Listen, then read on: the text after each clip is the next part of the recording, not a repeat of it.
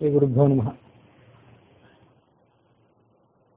ಅನಸೂಯ ಮತ್ತು ಸೀತಾದೇವಿಯರ ನಡುವೆ ಸಂವಾದ ನಡೆದದ್ದನ್ನು ನಿನ್ನೆ ದಿವಸ ನಾವು ಶ್ರವಣ ಮಾಡಿದ್ವಿ. ಸ್ತ್ರೀ ಧರ್ಮದ ಭಾಗವು ಕೂಡ ಸಂವಾದದಲ್ಲಿ ಅಡಕ ಆಗಿತ್ತು. ಅನಸೂಯ ಒಂದು ರಾತ್ರಿಯನ್ನ 10 ರಾತ್ರಿಗಳಷ್ಟು ದೀರ್ಘವಾಗಿ ಮಾಡಿದ್ದ ಒಂದು ಘಟನೆಯು ಕೂಡ ಅವಳ ಮಹತ್ವದ ವರ್ಣನೆಯಲ್ಲಿ ಅತ್ರಿ ಋಷಿಗಳ ಮುಖದಿಂದ ರಾಮನಿಗೆ ವರ್ಣನೆಯಾಗಿತ್ತು. ಅದೊಂದು ಆ ಕಥೆಯ ಹಿನ್ನೆಲೆ ಒಂದು ಉಳಿದಿತ್ತು. ಆ ಅನಸೂಯ ಸ್ನೇಹಿತಳೊಬ್ಬಳು ಸುಮತಿ ಅನ್ನುವ ಹೆಸರಿನವಳು ದೊಡ್ಡ ಪತಿವ್ರತೆ ಆಗಿದ್ದು, ಗಂಡ ದುಷ್ಟನಾಗಿದ್ದ, ದುಶ್ಶೀಲನಾಗಿದ್ದ. ಅವನು ವೇಶ್ಯರ ಕಡೆ ಹೋಗಬೇಕು ಅಂತಂದ್ರೆ ಅಂಥವನನ್ನು ಇವಳು ತನ್ನ ಹೆಗಲ ಮೇಲೆ ಕರ್ಕೊಂಡು ಹೋಗ್ತಿದ್ಲು. ಒಮ್ಮೆ ಕರ್ಕೊಂಡು ಹೊರಟಾಗ ಅವನ ಕಾಲು ಮಾಂಡವ್ಯ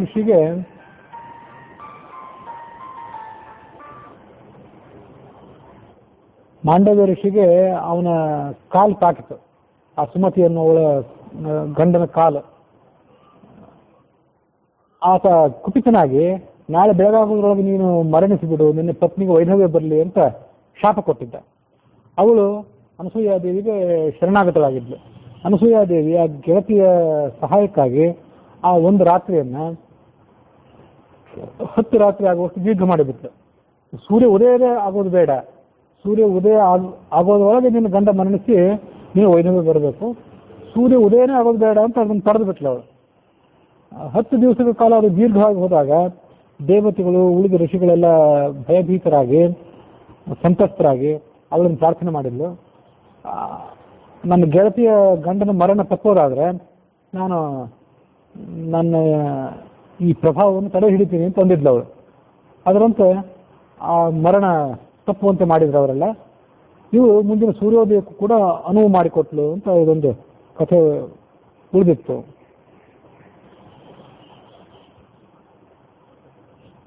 ಈ ಎಲ್ಲ ಶ್ರವಣ ಆದ ಮೇಲೆ ಆ ಅನಸೂಯೆಗೆ ಆ ಸೀತೆಯ ವಿವಾಹದ ಕಥೆ ಕೇಳಬೇಕು ಅಂತ ಅನಿಸ್ತು. ಅದಕ್ಕಾಗಿ ಅವ್ರು ಕೇಳಿಲ್ಲ. ಸ್ವಯಂವರದ ಮೂಲಕ ನಿನ್ನ ಗಂಡ ನಿನ್ನ ಮದುವೆ ಮಾಡ್ಕೊಂಡ ಅಂತ ನಾವು ಕೇಳಿದ್ದೇವೆ, ಅದ್ರ ಕಥೆಯನ್ನೊಂದನ್ನು ಕೇಳು, ಅದನ್ನ ನಾನು ನೋಡಲಿಲ್ಲ, ಕೇಳಿದ್ದೇನೆ ಬರೀ, ಅದನ್ನು ಹೇಳು ಅಂತಂದ್ಲು. ಮಿಥಿಲಾದೇಶದ ಅಧಿಪತಿ ಜನಕ ಅಂತ ನನ್ನ ತಂದೆಯ ಹೆಸರು. ಪರಮ ಧಾರ್ಮಿಕ, ಅವನು ವೀರನಾದವನು. ಒಮ್ಮೆ ಯಾಗ ಮಾಡ್ತಿದ್ದಾಗ ನೇಗಿಲಿನಿಂದ ಭೂಮಿಯನ್ನು ಉಳುತ್ತಿದ್ದ ಅವನು. ಆ ಭೂಮಿಯಲ್ಲಿ ನಾನು ಹುದುಗಿಕೊಂಡಿದ್ದೆ. ಭೂಮಿಯನ್ನು ಭೇದಿಸಿಕೊಂಡು ಹೊರಗೆ ಬಂದೆ. ಯಾವುದೊಂದು ಕಮಲದಲ್ಲಿ ಅಥವಾ ಒಂದು ಪೆಟ್ಟಿಗೆಯಲ್ಲೋ ಹೊರಗೆ ಇದ್ದಿರಬೇಕು ಅವಳು. ಆ ಕಾರಣದಿಂದ ನಾನು ಜನಕರ ಮಗಳಾದೆ.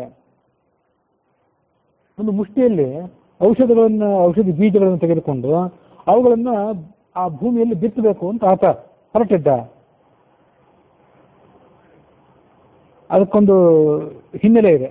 ಷಡ್ಗವೇನ ಕೃಷತಿ, 6 ಎತ್ತುಗಳನ್ನು ಒಂದು ನೇಗಿಲಿಗೆ ಕಟ್ಟಿ, ಅದು ಬಂಗಾರದ ನೇಗಿಲು ಅಂತ ಮತ್ತೊಂದು ಕಡೆ ಎಲ್ಲ ಇದೆ, ಬಂಗಾರದ ನೇಗಿಲಿಗೆ 6 ಎತ್ತುಗಳನ್ನು ಕಟ್ಟಿ ಷಡ್ಗವೇನ ಕೃಷತಿ ಅನ್ನೋ ವಾಕ್ಯಕ್ಕನುಸಾರವಾಗಿ ಭೂಮಿಯನ್ನು ಉಳಬೇಕು ಯಜಮಾನನಾದವನು.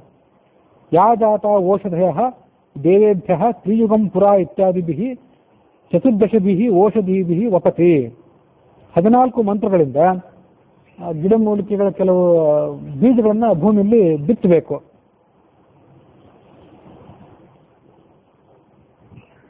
ಹೀಗೆ ಅವನು ಆ ಭೂಮಿಯನ್ನು ಉತ್ತು ಬಿತ್ತಲಿಕ್ಕೆ ಸಿದ್ಧನಾಗಿದ್ದಾಗ ನಾನು ಅವನಿಗೆ ದೊರೆತೆ. ಅವನಿಗೆ ಬೇರೆ ಮಕ್ಕಳಿರಲಿಲ್ಲ. ನನ್ನನ್ನು ಅವನು ತೊಡೆ ಮೇಲೆ ಮಲಗಿಸ್ಕೊಂಡ.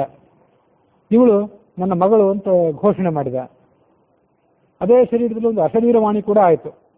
ಏವಮೇತನ್ ನರಪತೆ ಧರ್ಮೇಣ ತನಯಾತವ, ಇವಳು ನಿನ್ನ ಮಗಳೇ ಹೌದು, ಇವಳನ್ನ ಸಾಕಿ ಸಲಹು ಅಂತ ಅಂದಿತ್ತು ಆ ಶರೀರವಾಣಿ. ಜನಕ ಸಂತೋಷಪಟ್ಟ. ನನ್ನನ್ನು ತನ್ನ ಹಿರಿಯ ಹೆಂಡತಿಗೆ ಒಪ್ಪಿಸಿದ. ಅವಳ ಹೆಸರೇನು ನೆನಪಿಲ್ಲ, ಹಿಂದೊಮ್ಮೆ ಹೇಳಿದ್ದೆ, ಅಲ್ಲಿ ಸುಮೇಧ ಅಂತ ಇರಬೇಕು. ಆನಂದ ರಾಮಾಯಣದಲ್ಲಿ ಬಂದ ಪ್ರಕಾರ ಆ ಜನಕನ ಪತ್ನಿ ಸುಮೇಧ ಅಂತನವಳು. ಅವಳಿಗೆ ಮಗಳಾಗಿ ಇವಳು ಬೆಳೆದಳು. ಎಷ್ಟೋ ವರ್ಷಗಳು ಕಳೆದ ಬಳಿಕ ನಾನು ಪ್ರೌಢಳಾದ ಮೇಲೆ ನನ್ನ ತಂದೆ ಚಿಂತೆ ಮಾಡಲಿಕ್ಕೆ ಪ್ರಾರಂಭ ಮಾಡಿದ. ಹೇಗೆ ಚಿಂತೆ ಮಾಡಿದ ಅಂತಂದರೆ, ಬಡವನಾದವನು ಚಿಂತೆ ಮಾಡಿದಂತೆ ಮಾಡಿದ ಅಂತ ಹೋಲಿಕೆ ಕೊಡ್ತಾರೆ ವಾಲ್ಮೀಕಿಗಳು.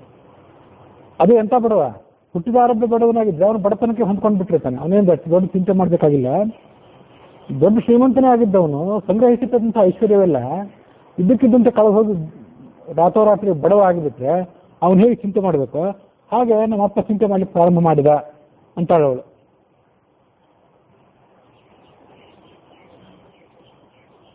ಸದೃಶಾಚ್ಚ ಅಪಕೃಷ್ಟಾಚ್ಚ ಲೋಕೆ ಕನ್ಯಾಪಿತಾ ಜನಾತ್ ಪ್ರದರ್ಶನಾಂ ಅವಾಪ್ನೋತಿ ಶಕ್ರೇಣಾಪಿ ಸಮೋಭುವಿ.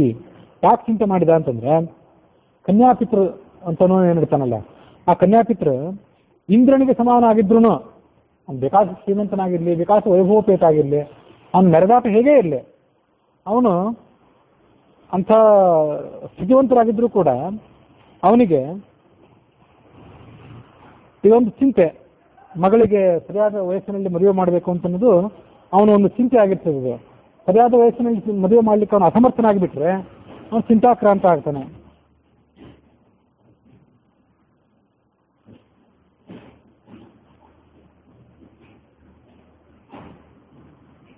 ಸದೃಶಾಚ್ಚ ಅಪಕೃಷ್ಟಾಚ್ಚ, ಅವನಿಗೆ ಸಮಾನರಾದವರು ಇರ್ತಾರಲ್ಲ ಅವರು ಅವನನ್ನು ಕೀಳಾಗಿ ನೋಡ್ತಾರೆ. ಇನ್ನೂ ಮದುವೆ ಮಾಡಿಲ್ಲ ಮಗಳಿಗೆ ಅಂತ ಅಂತಾರೆ. ಅಪಕೃಷ್ಟಾಚ್ಚ, ಅದಕ್ಕಿಂತ ಕೆಟ್ಟದ್ದೇನಂತಂದ್ರೆ ಅವನಕ್ಕಿಂತ ಕೆಳಗಿನ ಹಂತದಲ್ಲಿದ್ದವರು ಕೂಡ ಅವನನ್ನು ತಿರಸ್ಕಾರ ಮಾಡ್ತಾರೆ. ಹಾಗಾಗಿ ಆತ ಬಹಳ ಎಚ್ಚರಿಕೆಯಿಂದ ಇರಬೇಕಾಗ್ತದೆ. ಇಂದು ಶಕ್ರೇಣಾಪಿ ಸಮಃ, ಇಂದ್ರನಿಗೆ ಸಮಾನವಾಗಿದ್ರು ಕೂಡ ಆತ ದುಃಖಕ್ಕೊಳಗಾಗ್ತಾನೆ.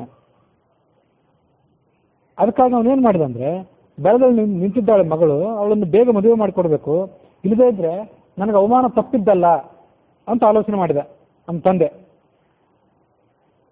ಈಜು ಬರದೇ ಇದ್ದವನು ನೀರಿನಲ್ಲಿ ಬಿದ್ದು ದಡ ಸೇರಲಾರದಂತೆ ಒದ್ದಾಡಿದ. ಇಂಥ ಸದ್ಗುಣ ಸಂಪನ್ನಳಿಗೆ, ಸೌಂದರ್ಯ ಸಂಪನ್ನಳಿಗೆ ನಾನು ವರನನ್ನು ಎಲ್ಲಿಂದ ತರಬೇಕು ಅಂತ ಆತ ಚಿಂತೆ ಮಾಡಲಿಕ್ಕೆ ಪ್ರಾರಂಭ ಮಾಡಿದ. ನಾನು ಸಕಲ ಸದ್ಗುಣ ಸಂಪನ್ನಳು ಹೌದು, ಸೌಂದರ್ಯ ಸಂಪನ್ನಳು ಹೌದು, ಎಲ್ಲದಕ್ಕಿಂತ ಹೆಚ್ಚಾಗಿ ಅಯೋನಿಗಳು, ತಾಯಿ ಗರ್ಭದಲ್ಲೇ ಹುಟ್ಟಿದವಳಲ್ಲ, ಅಂಥ ಅನುರೂಪನಾದಂಥ ವರನ್ನೇ ನಾನು ಹುಡುಕಬೇಕಾಗಿತ್ತು. ಎಷ್ಟೇ ಹುಡುಕಿದ್ರು ಕೂಡ ಒಬ್ಬ ವರನ ನನ್ನ ತಂದೆ ಗಮನಕ್ಕೆ ಬರಲಿಲ್ಲ. ಅವನಿಗೆ ಆವಾಗ ಒಂದು ವಿಷಯ ಹೊಳೆಯಿತು, ನನ್ನ ಮದುವೆ ಮಾಡಿಕೊಡೋದಕ್ಕಾಗಿ ನನಗೊಂದು ಸ್ವಯಂವರ ಮಾಡಬೇಕು ಅಂತ ಆತ ಆಲೋಚನೆ ಮಾಡಿದ.